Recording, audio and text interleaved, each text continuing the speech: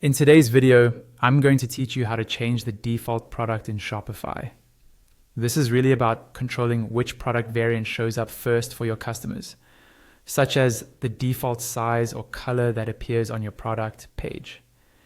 Getting this right can make your store feel much more polished and can help guide customers toward the option you want to highlight.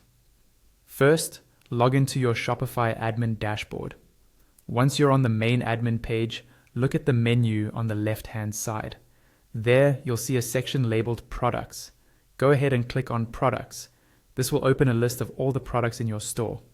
From this list, choose the specific product that has variants you want to rearrange. For example, this might be a t-shirt with different sizes or a mug with different colors. Click on the name of that product to open the product editor. Inside the product editor, scroll down the page until you find the section labeled Variants.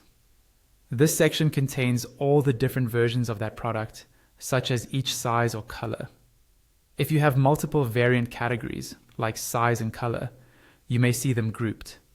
Click into the variant category you want to arrange. When you open it, you'll see each variant listed out.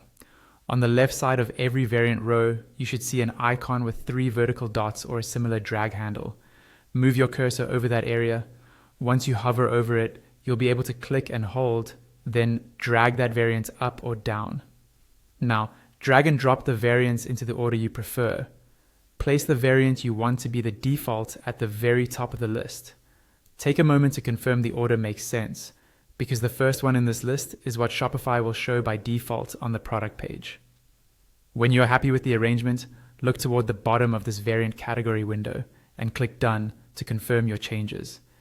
After that, don't forget one more important step. Go to the top right area of the product editor and click Save. This applies all the changes you've just made. From now on, the variant that you placed at the top will appear first as the default option for that product.